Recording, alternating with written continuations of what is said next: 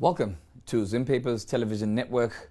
My name is Robert Nkundiwa, and welcome to our very first official episode of Heartbeat, that show that brings you issues to do with your health, because your health is your wealth.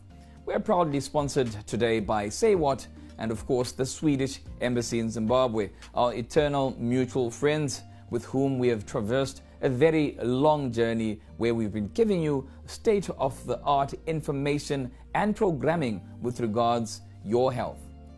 Now, Zimbabwean tertiary students over the years have continued to face a myriad of challenges, be it economic, social, cultural, or environmental. Now, the learner continues to face a lot of challenges, some having been worsened by the deteriorating economic conditions.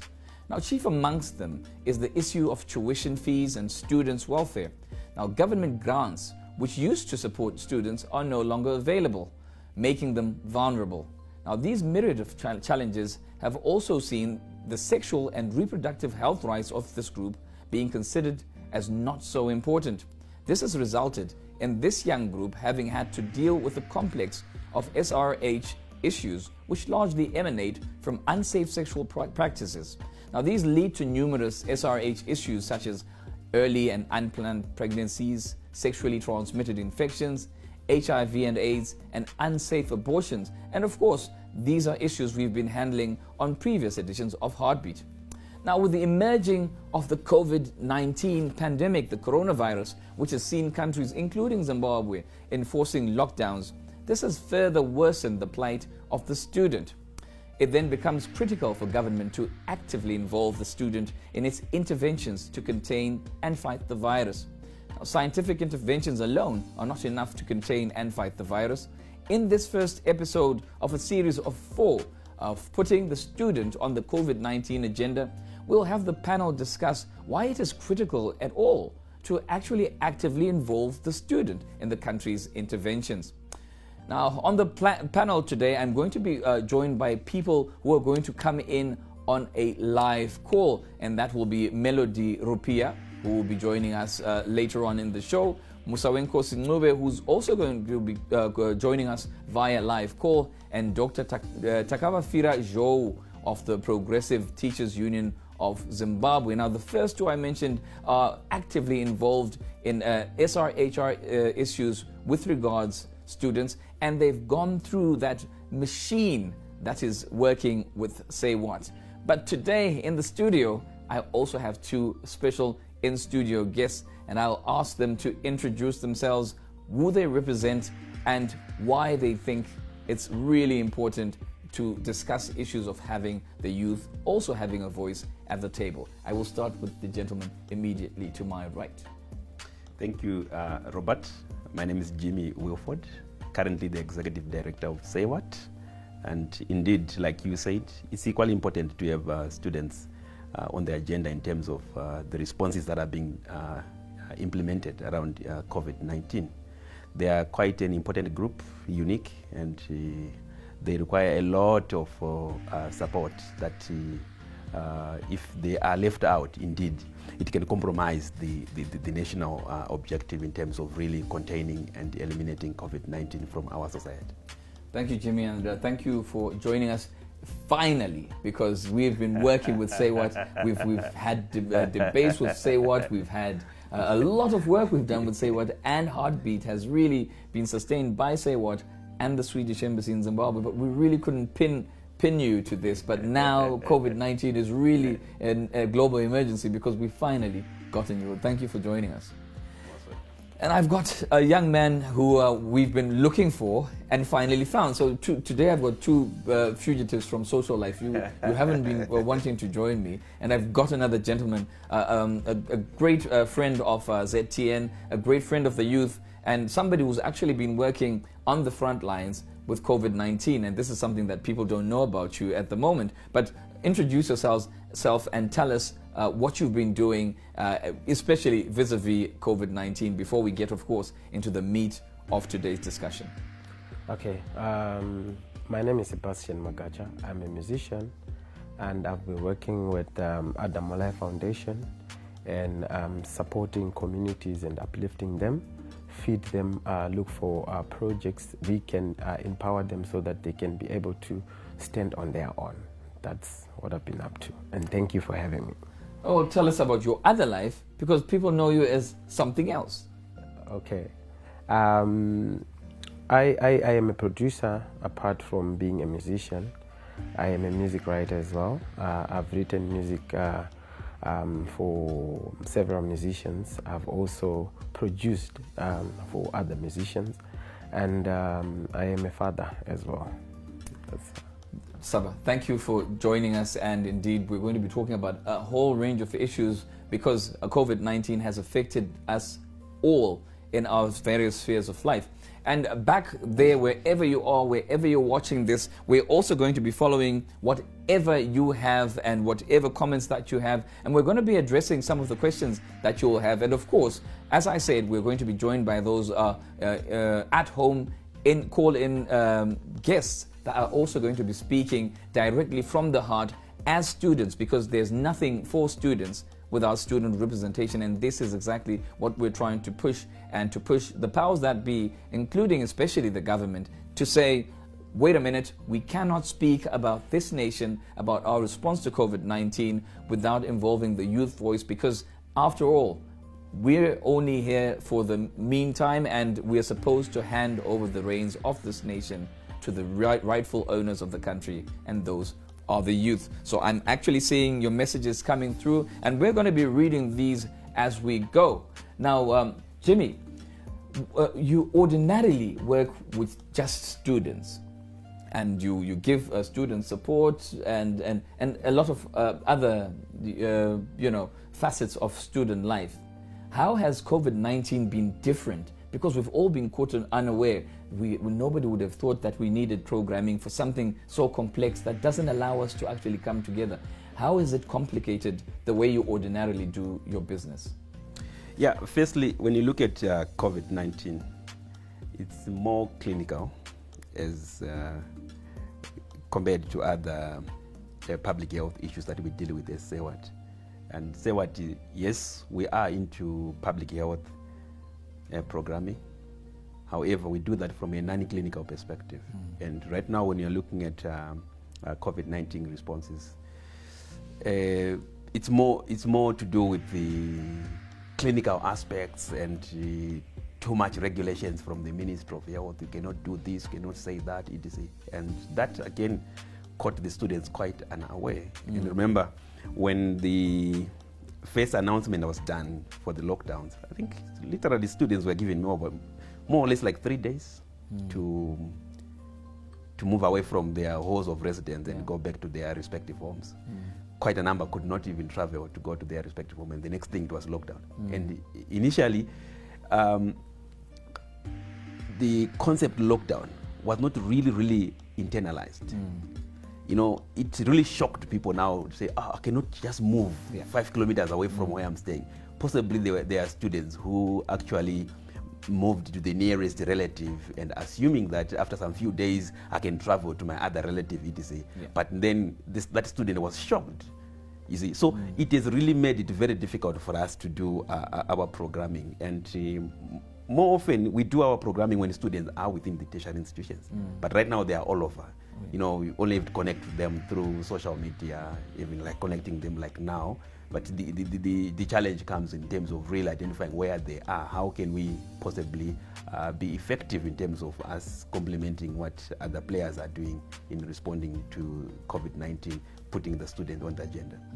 I will come back to you because that's a very complex issue that you raised, and it shows that I would like to think, in my opinion, that the authorities had not taken into cognizance the fact of the student. But Saba, you have been working with the foundation, as you said, and we were seeing you going around working on the front line with communities. What have you seen, and what is the gravity of the want? Because a lot of people are in need of basic commodities, and I know you and the foundation have been going around to try and at least alleviate the problems that the elderly are facing, at least. But what also is the plight of the youth that you're seeing when you travel around? The youth have got this problem.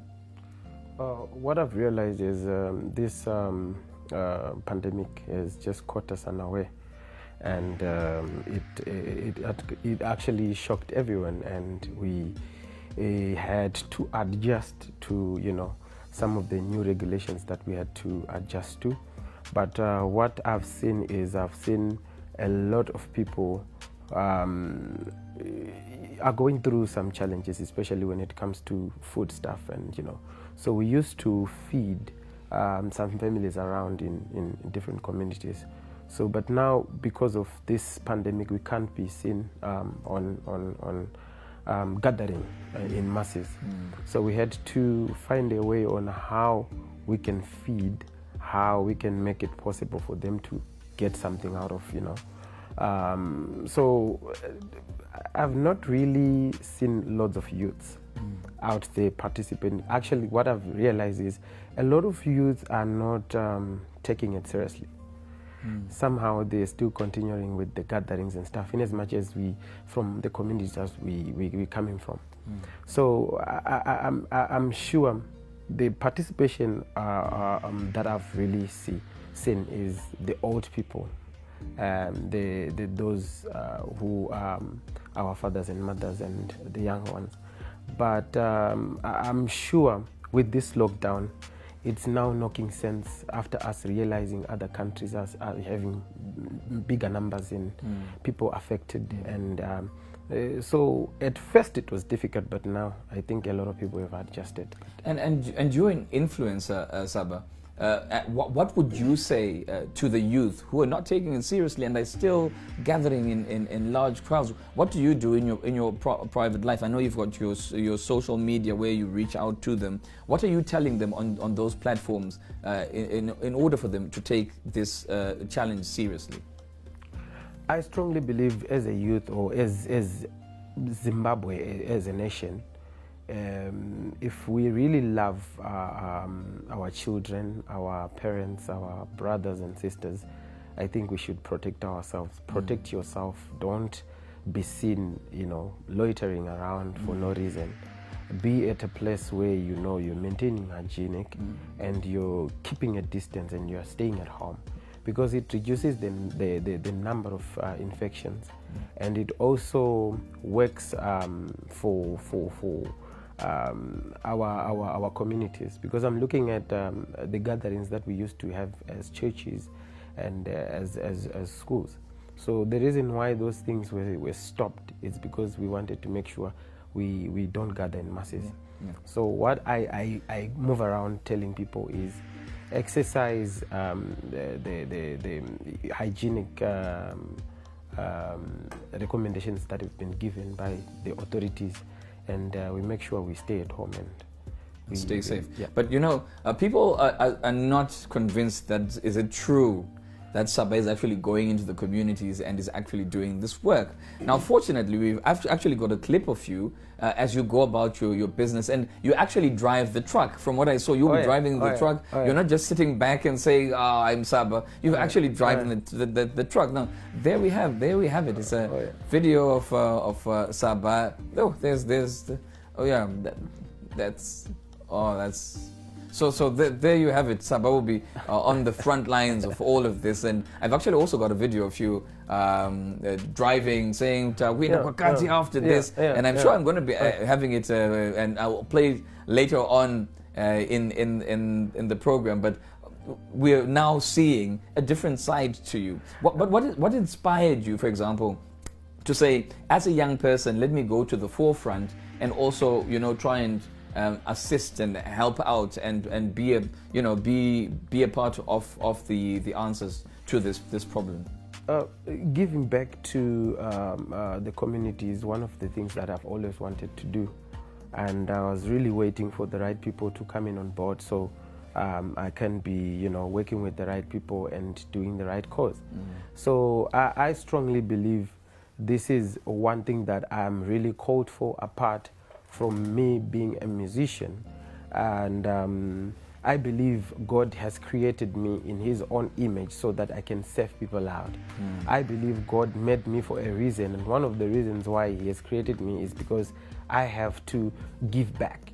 And so giving back for me is not like babasa, or it's something that, but I feel like giving back is what I should be doing as a human being, and empower and inform people about absolutely issues. Absolutely. But as young people, we're the sort of people who want engagement. We want to touch, to feel. We want to sit in the classroom. But you do know there's a problem that there are increasing calls for e-learning, for example. Now we're looking at the side of giving back, but we've also got a plight of the students who now have to adapt to e-learning. We've got other students who do not have access to the internet, and we've got a whole plethora of problems that we have. And we've actually asked Dr. TAKAVAFIRA ZHOU to join us on the line and at least try and decipher that bit of the thing, because there are increasing calls to adopt e-learning in the face of increasing data costs. So we want to know what measures have been put in place, of course, out there to make sure that those who are less privileged are also put into the matrix and not left behind. Dr. ZHOU, if you can hear me, welcome to the program, and perhaps start by helping us understand what measures have been put in place by the authorities to make sure that we don't leave any child behind in this era, because education is, of course, a very basic human right. Thank you very much. It is unfortunate that we talk a lot about e-learning, but I can tell you that the country is ill-prepared to start e-learning. The first thing is that we need to plan collectively, and we need to involve all stakeholders, including teachers and learners, because these play a critical role in ensuring that e-learning is a success. Perhaps I could start by giving statistics that, excluding ECD, we have about 4.5 million students, and we have about 9,159 schools. Out of these 4.5 million students, 75% of the schools do not have access to any facility that can be used in e-learning, be it electricity, be it computers, be it phones, etc. And the tragedy also is that we have read, as teacher unions, we have read newspapers have not been engaged, that the government has prepared to introduce e-learning, and that there are radio lessons that are about to be introduced, as well as television lessons. But our concern still remains that 75% of the areas in Zimbabwe do not have radio and television frequency. So what it implies is that that type of e-learning, if we introduce e-learning in the current conditions in schools, where 85% of the primary schools do not have computers, do not have any access to e-learning, and where 75% of the secondary schools do not have that access, it implies that we will still be looking at perhaps a biased system of curriculum that will continue to favor children from affluent families. What we want is a type of education system or a menu that is given to all students. So in this scenario, or the current scenario, Zimbabwe is not well prepared to introduce meaningful e-learning, and whatever e-learning may be introduced will be e-learning for the rich, and it would continue to impoverish the students from poor families. And it's interesting that you should mention this, and perhaps this is exactly the best time to introduce something called internet poverty, for example, because not everybody has got access to the internet. As you say, we've also got electricity poverty, because in some areas people will not have access to power and power those gadgets. But interesting also that we went to an establishment in the Midlands, which is an institution of learning, and because after the lockdown these institutions closed down, we actually have even students who have access to Wi-Fi and things like that, but still not able to use them because these institutions are closed. So certainly, what are you doing as a teachers union to engage the government and tell them that this really cannot work and it is widening the gap between our students who have and the students who have not, and the have-nots? Well, that's the most of us. We have written extensively documents to the government advising them on best methods. For example, I can certainly tell you that teachers have remained in touch with their own students. At primary level, for example, teachers have created classes with the parents of students, and it is the parents that are given the work through the phones, and the parents are giving their own children the work that are given from teachers, and then giving feedback. And the very teachers also give individual as well as collective feedback on the group. At the secondary education, for example, teachers have created what they call subject classes, like a history class, and they've remained in touch with their own students, giving them notes and the like. And it is these measures that are accessible to the students. Because the students, for example, in a family, what we've noticed that in a family, there is at least one person with a phone. This could be a university student, but living within a family. That phone could be used to create a subject class with the students within the family, and the university student with this family phone could be used, and students continue to receive feedback or learning from their own teachers. And it is these efforts that could be enhanced by the government to ensure that students remain afloat and remain in touch with their own with their own teachers. And even if you want to introduce radio lesson, we're not saying that radio lesson per se is bad, but we must ensure that we supply the gadgets. Remember, I said we're 4.5 million students, and at least we can reduce this if we look at families and ensure that we provide these gadgets to the families in the rural areas, but also ensure that there is a radio frequency before we can then just popularize the idea and think that we are doing a favor to the students when we are not doing. So the whole essence is that we have given alternatives. We are not saying television lesson, radio lesson is bad, but we are saying first thing is to ensure that there is frequency in all the areas before we can introduce that. And we're also saying that teachers have remained in touch with their own students. And if these efforts could be facilitated or enhanced and ensure that teachers have smartphones as well as the receiving the students and the like, we can continue to ensure that students are engaging in meaningful learning and teaching is happening in schools rather than the planning in the offices. Our greatest challenge is that people plan in offices and want to implement from their offices, but without knowing what has happened throughout the country, and whatever they are planning is basically applicable in the urban areas than in the rural areas. Can I just interject a bit, because the last statement you mentioned of policymakers coming up with policy from the comfort of their offices actually brings me to something I really wanted you to address before you go. And that's the fact that a lot of people are saying when the policy of lockdown was made, when the 3 days were given, there wasn't real going down to the grassroots to at least speak to the people in the know. And as a result, there were some key logistical things that were forgotten. The director here of Say What, Jimmy Wilford, has spoken about how lockdown just came, and yet we've got a lot of even international students who may have been in the heart of our country, in Chinhoyi University of Technology, for example, being all of a sudden given 3 days to vacate, to leave the country and go to their countries of origin. And some failed, and automatically their institutions and schools and universities closed down, and they are literally now immigrants without any rights, because even their deans are away, the schools are closed, and now we've got prisoners of education in our country. Why is it that there isn't that correlation, that communication between the government and bodies like your own, so that at least they are told these things? Because certainly, as you said, some decisions seem to be made without putting certain practicalities into consideration. I think the major point is simple, that you put people who are leading such institutions like ministers without taxonomy of the particular area. For example, if you look at the Minister of Education, We have ministers that do not have an educational taxonomy.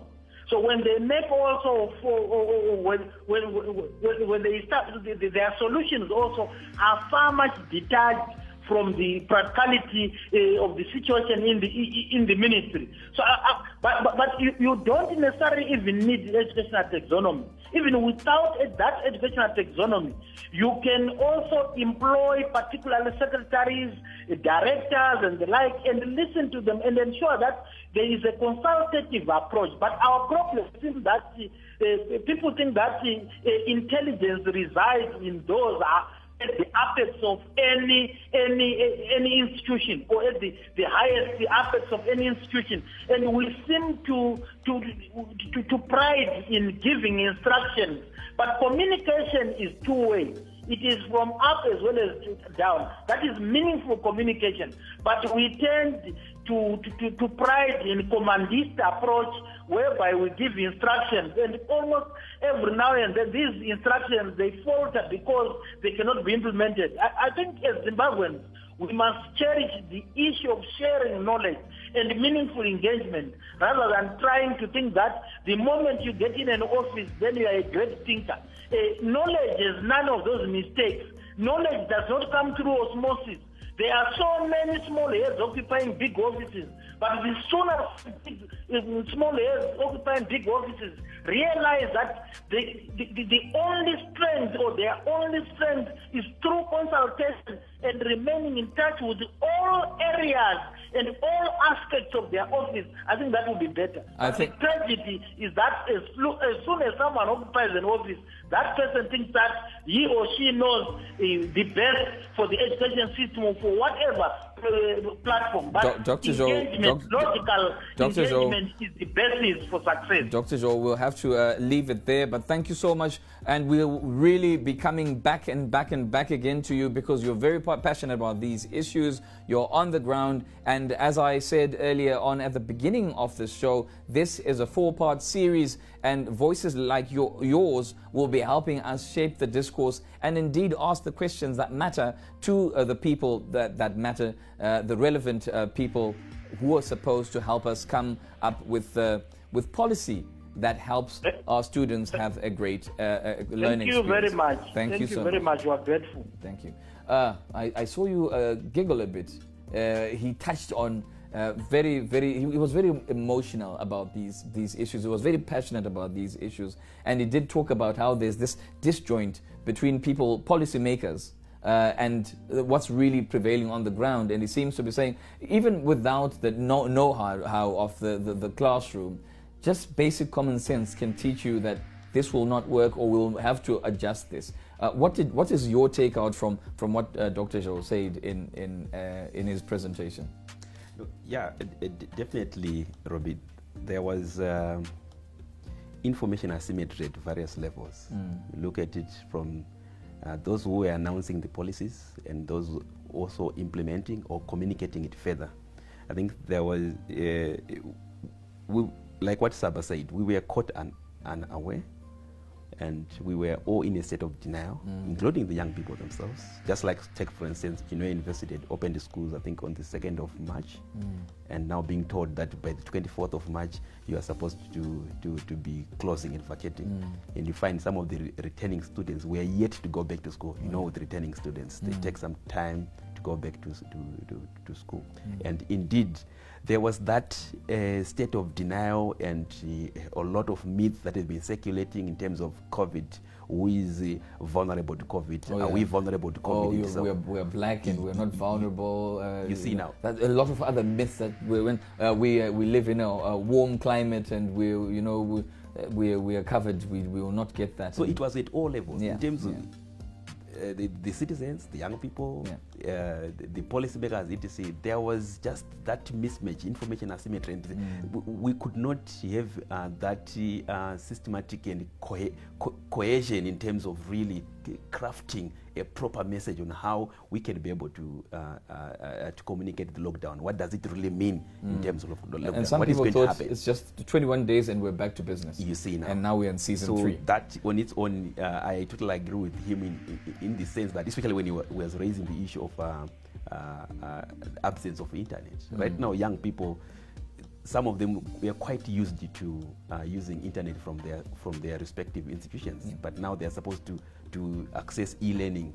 Some are even joking that, are we now back to correspondence, learning through correspondence? Absolutely. You know how it is been like, you say, nah, no, you work at this through correspondence. Yeah. So now the We're issue back is, to that. are we back to that? So there is that stigma, there is that state of denial, and the real genuine concerns in terms of expenses around data. Right now, one of the mobile service providers increased the data so much. The data costs now too much, and the young people are unable to access it. Well, before we go further, there's something that I want us to watch and play.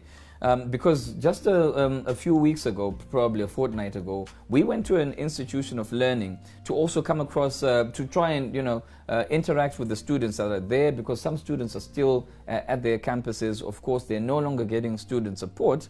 And we talked to this particular case, which was a very, very unique case of a male student who we found in the Midlands, and he spoke to Heartbeat, and this is what he had to say. I haven't been getting that. It's because the university is actually closed for me to enter, but I do know that there are some foreign keys, like those other students from other countries and stuff, they are in there, I know that. So maybe they're the only ones getting access to those things, but for me, from the outside, because I stay off campus, from the outside they don't allow us to be in there, so I can't access those things or go to town to buy them, because I don't consider that to be useful, just going to town to buy condoms and stuff. Very interesting, and that was a sexual and reproductive health rights issue, and he was talking there about condoms.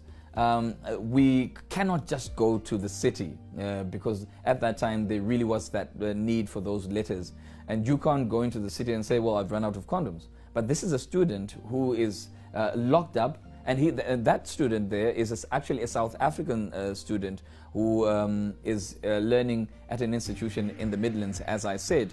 And after just being told that in 3 days' time you have to leave the country or you've lost a lot of support, as he was saying, he's no longer got any support from the college. So now he's really literally a prisoner roaming about, a prisoner who actually came here wanting to access world-class education, and now he's stuck. But now he actually doesn't have basic access to things like condoms, and this is something that perhaps even our authorities had not thought about when they were enacting this, and these are issues that really resonate a lot with the students. But I think the best person first, I will come back to you two gentlemen here, but I think the best person to answer this is a gentleman we have on the line who was also a student in recent times and also a member of the body that runs affairs for the students for Say What, and he's joining us now from Mutare, where he is on lockdown. I think lockdown came and found him there.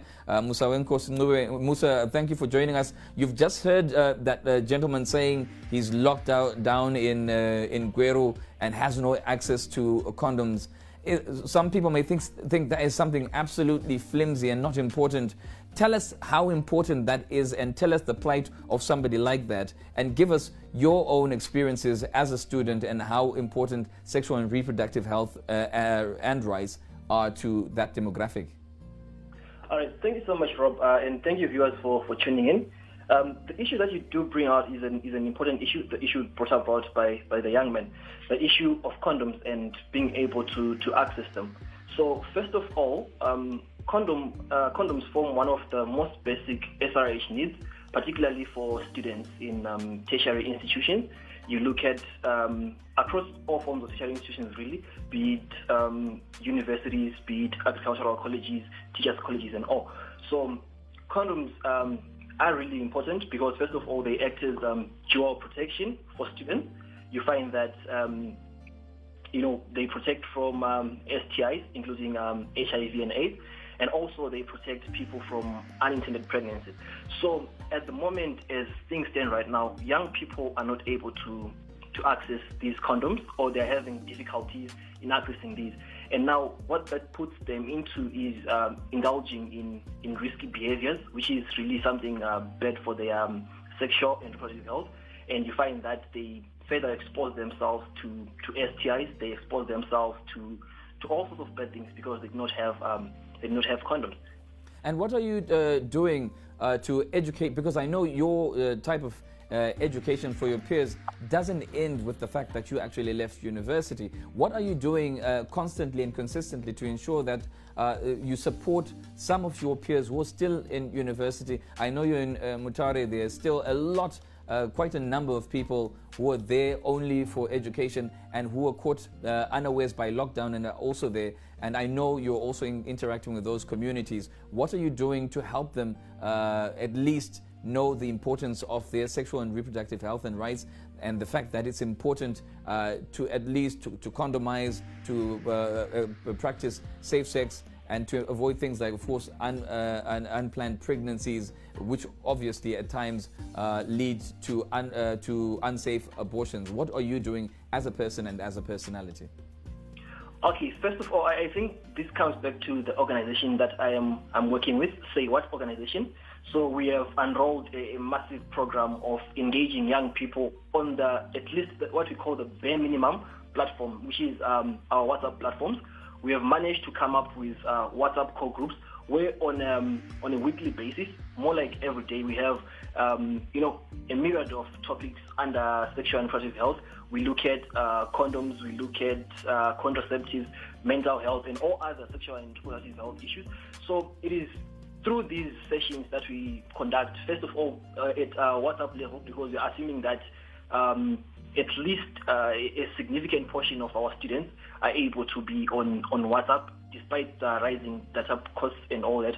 But then we are engaging them on WhatsApp, and then they are coming in with their issues. We are also collaborating with our partners. We have the likes of the National AIDS Council, we have Zimbabwe Women Lawyers Association, we have Zimbabwe National Family Planning Council. So now we try and bring in these people from the several spheres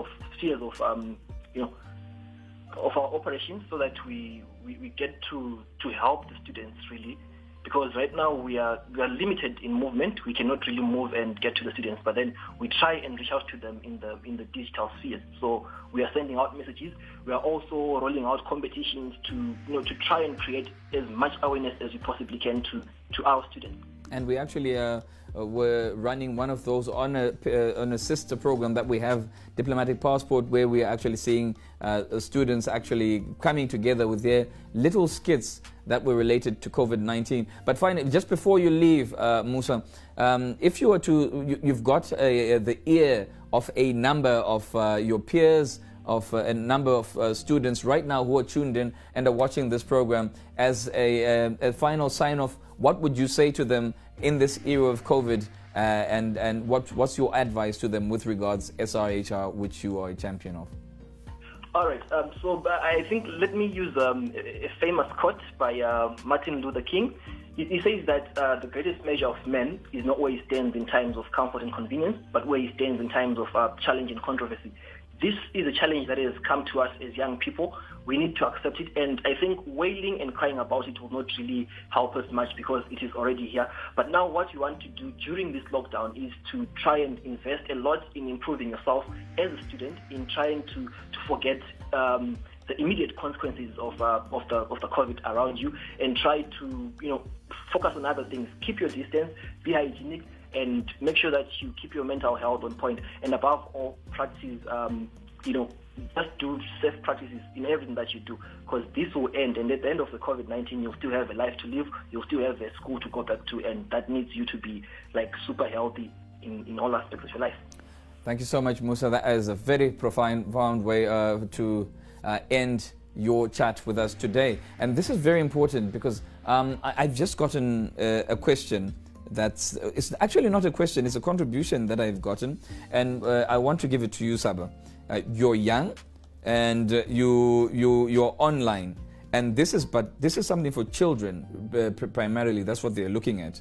They're saying, and this is from Tor Dube, who says that apparently now more than ever, children are more at risk of online sexual exploitation by cyber predators. This is obviously because, according to UNICEF, more than 1.5 billion children have been affected by the lockdown worldwide.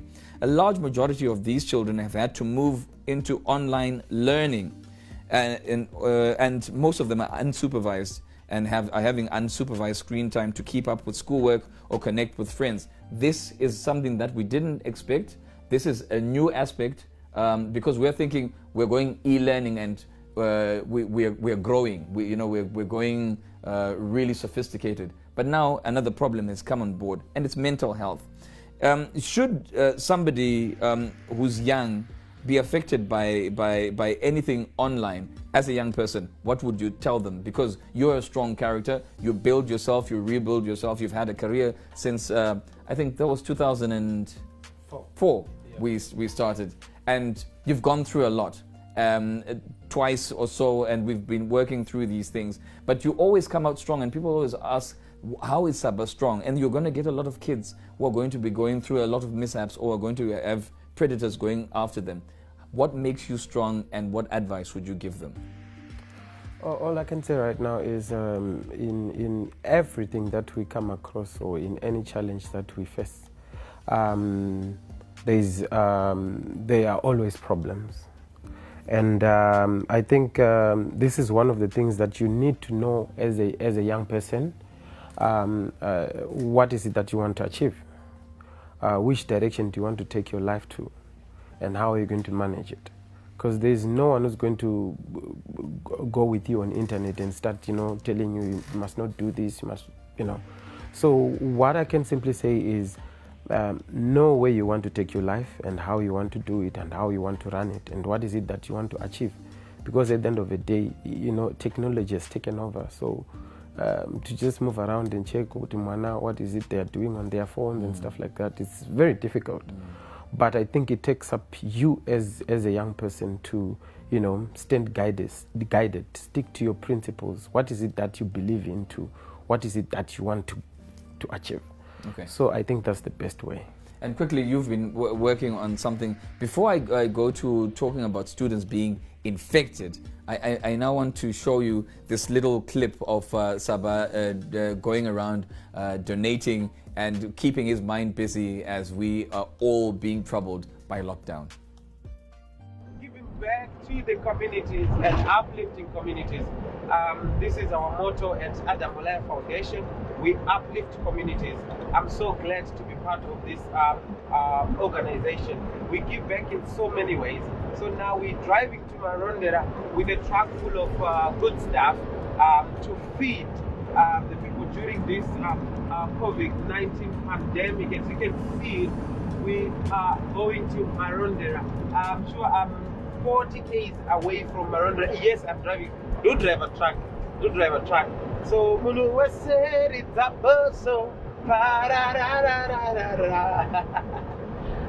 thank you very much. May God richly bless you. I'm so glad. He always has a lot of fun. You always have a lot of fun, don't you? At least keeping your mind busy.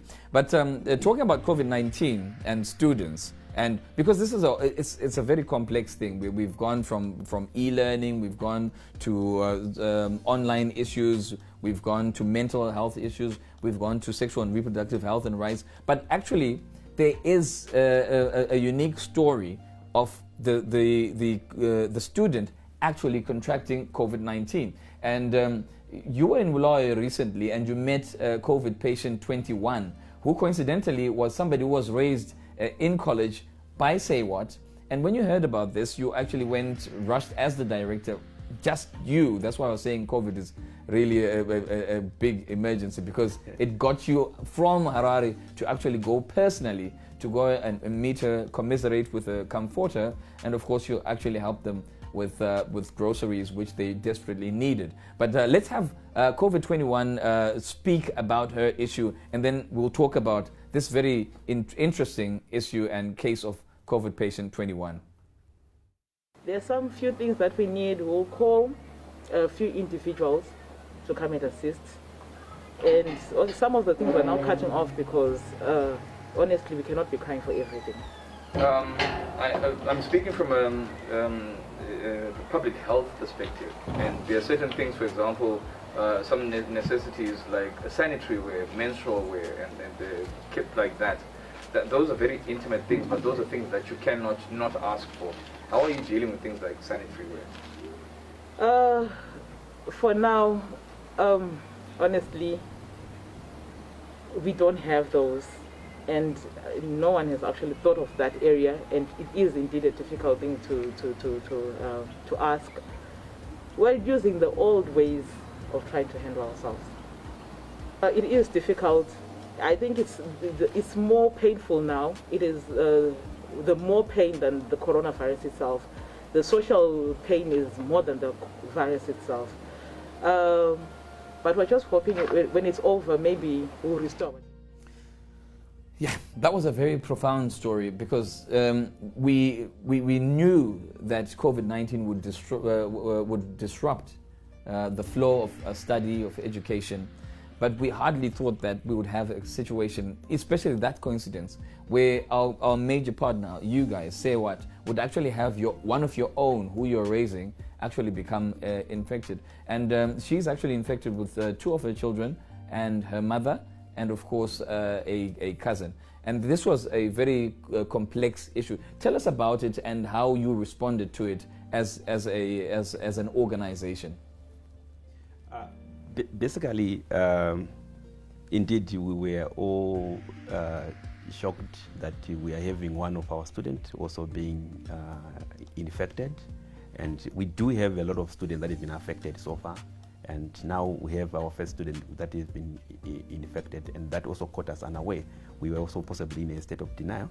But generally, it's something that we were supposed to be prepared for, and we were not prepared, because we are all at risk in terms of being infected and affected by COVID. In terms of response as an institution, so far what we have done is we made sure that we are in constant conversations with her. Even yesterday, even today, we were having conversations with her. I think she went for a retest today. We'll get the results later on today to find out how is she making some progress.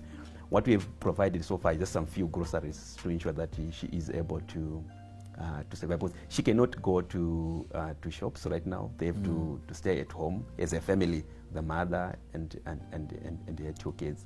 And right now, I think there is that fear that, but she's supposed to go for her teaching practice when everything is subsidized.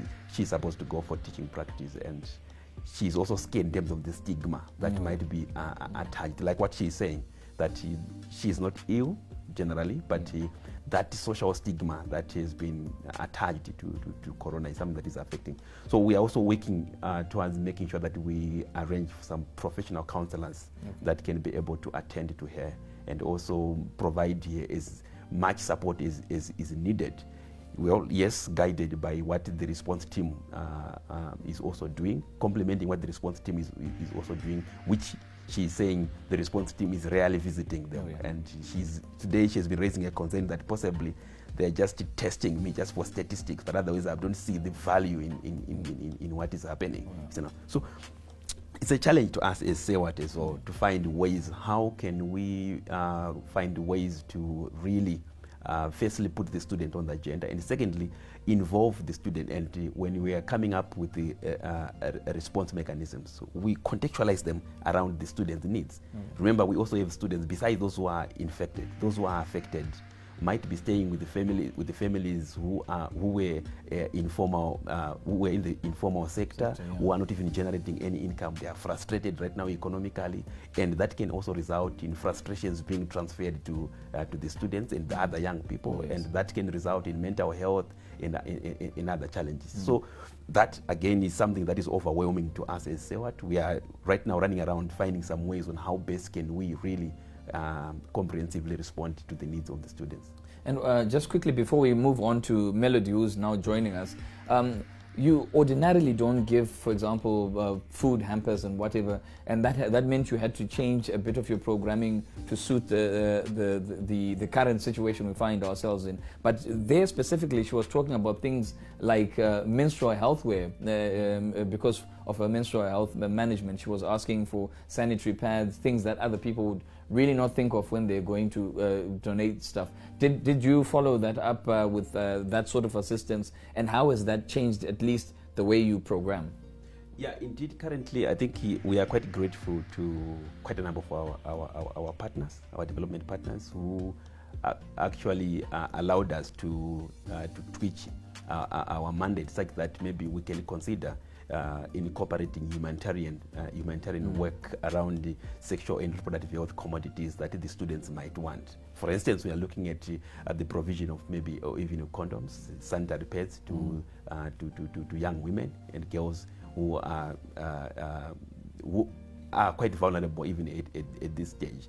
And indeed, like you said, our work doesn't involve providing commodities or providing basics to young people, but our work is more like advocacy, ensuring that, like we are doing through our social media platforms, making sure that the students, we give them the right information, correct information on COVID, and making sure that as soon as we receive new developments from WHO or from the Ministry of Health and Childcare, we provide that to the students, making sure that they've got the quality and valid information that can guide them, and also encouraging them to stay safe within their respective homes. But we are doing our best to see to it that we make these commodities available to the students, and generally we are quite grateful to our partners. That's what we did this time around, and I think the family was very, very grateful. Now, moving on now, I've got Melody on the phone. And Melody, going forward, we're going to be having these discussions until this series is done. Today, we're touching on almost everything because we're trying to break that surface and know that the student has to be a part of this discussion. But my question for you is simple and straightforward. You are clamoring for a place at the table, for a place at the discussions, for a place at decision-making platforms in government and civil society. Why does the student need to be represented? Why do you want to be a part of the decision-making processes that lead to issues around coronavirus and the policies around responses to COVID-19?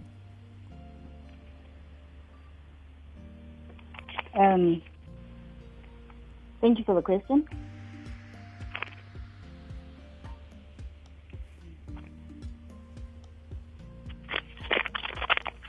Hello, Melody, are you there?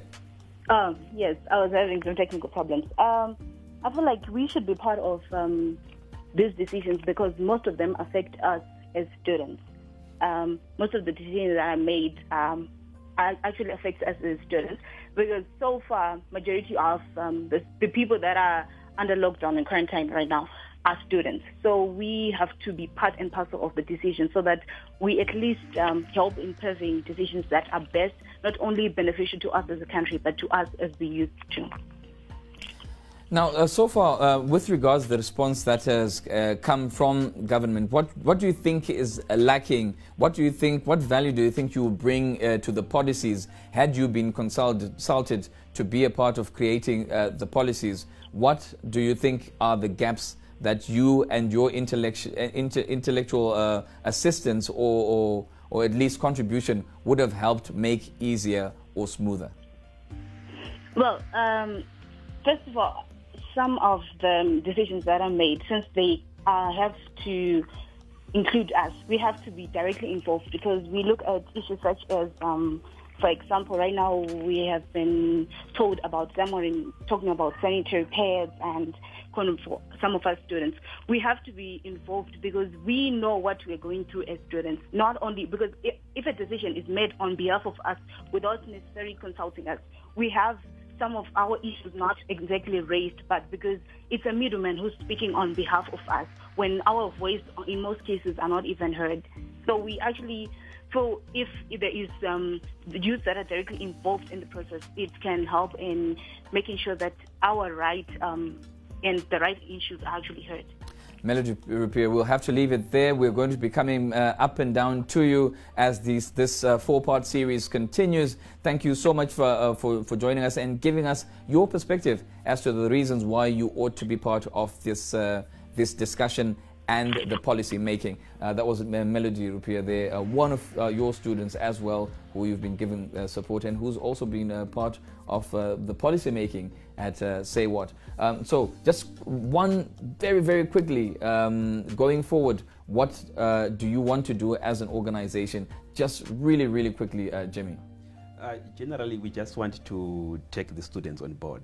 Yes, generally students are coming on board from a non-clinical perspective. In as much as COVID response requires clinical strategies, but when we talk about social distancing, the use of masks and staying at home, etc., there is need also for non-clinical strategies, and students are key in this matter. And the aspects of e-learning must not be taken for granted. The issue of e-learning, and when you look at the dilapidated or the absence of equipments within our communities in terms of access to e-learning must be well thought. Otherwise, we are going to have a challenge in terms of mental health with students. I live with a teenager and adolescent who is in Form 6 right now. She's worried. Am I going to write my examinations this year? What is going to happen if I don't write my examinations? What more the student who is in a 4th year? Those who were on attachment were supposed to go back to university. What does it really mean? No clear communication that is being done. So there is a need for the responsible authorities, the Minister of Higher and Tertiary Education, to really consider communicating precisely with the students, like that the students can really plan, so that maybe possibly we can avert mental health challenges among the students. And indeed, one of the sessions that we're going to have going forward is going to be talking about mental health, because we even had a situation where one of the children, one of the daughters, the lady in Bulawayo, the COVID patient number 21, also is supposed to write, and she's also very anxious. Now, finally, to you, Saba, Keith Musa gave his contribution here and just said Bosho.